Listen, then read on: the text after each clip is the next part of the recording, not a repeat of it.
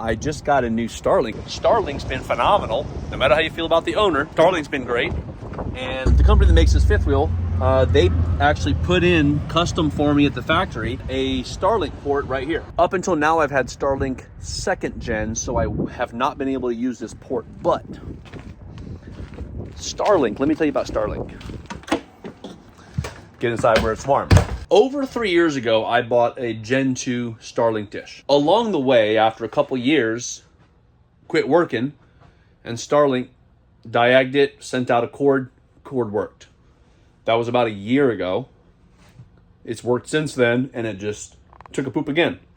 So I hit Starlink up, and within 15 minutes, they've got a Gen 4 being shipped to my house, free of charge, to replace the Gen 2. There's nothing I love more than a company that stands behind its warranty, repair, replacement, whatever it is. ATC and Starlink both do that. So I'm gonna get to installing this Starlink so that I can unplug my mini Roam from the house and run it through the outside port that ATC put in for me. Voila, let's do this. That's a big old Starlink dish right there. A couple of dog booties in the picture. And look at this.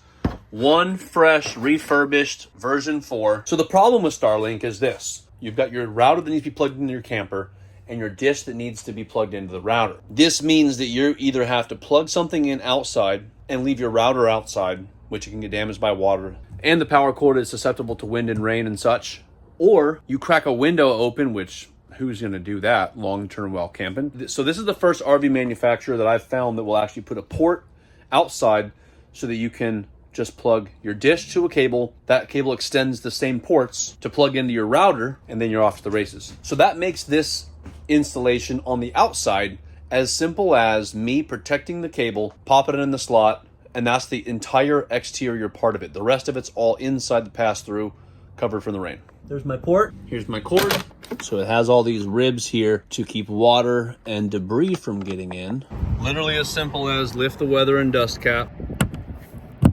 I might want to put some sort of a wrap around that. So to decrease the gravity tension on this, I went ahead and just clipped my Starlink cord behind my black tank flush cap. Let me actually move that up a little bit. I think this one's the sweet spot right there.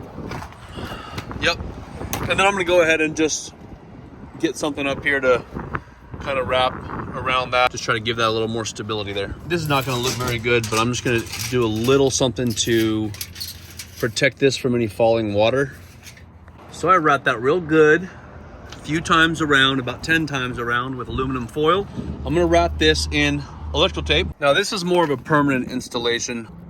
If this were just, me moving around every day or two or a week and not in the climate that I'm in, I probably wouldn't have done this much. Not every time I stop, but I'm doing it now because I'll be here for a little bit. I will say, I'll be here a little bit. I'm a little stranded actually for reasons that I'm posting in other videos, but I'll be here for a little bit. And so having that set up is gonna be important. Keep the water out. So let's get the inside portion set up. ATC gives you lights, gives you outlets, all that in your pass-through storage. So here's what we're doing. Power supply, router, power cord. So this is a cable that came with ATC. I picked this RV up in a different way. I actually picked it up at the factory. I showed up and I was like, oops, I think I might like to have a Starlink set up. And they were like, no problem. They got it done. So I'm gonna take that cord and I'm gonna slap it right in here.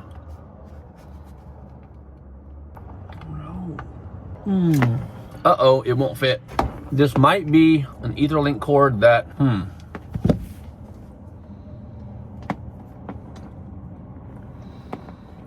It has a little shield here. Just that little hump right there that's not letting it get far enough in there to clip. I think I'm gonna have to cut it off. This doesn't perform any function right here, except for weather protection. And maybe a little protection of the top of the clip here, but it won't fit in the router.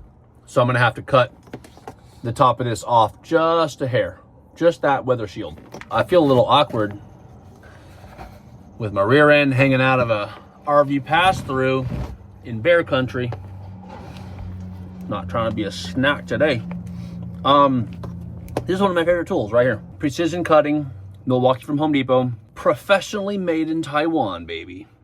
Not as good as USA, but better than China. All right, let's cut this. Now, I'm not cutting the clip. Just the weather shield, just the blue weather shield.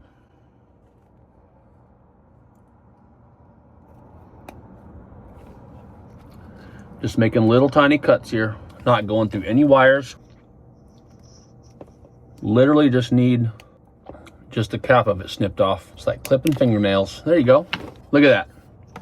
The Ethernet cable is still intact. The clip is still there. And this is all staying inside, so I don't necessarily need the weather shield. Here we go. Router's up. Now power supply. Just gotta really give it a good shove to get it in there. These are made with these weather seals built into the plugs. 3 seals behind that outer seal right there. Now I'm gonna take the other cord that was already attached to the power cord. That's what brings power to this router. Plug down in. Not the prettiest setup. And my pipes are right here, so I don't want that to flood my Starlink. So I'll probably end up just getting a little tiny waterproof bin to let them ride there permanently. So I'm banging up while driving or water leaks on it. And here you go. That handy dandy outlet that ATC puts in for you down here. So plugged in here. There's that little indicator light. It's on, it's white, it's steady. We got a router, baby.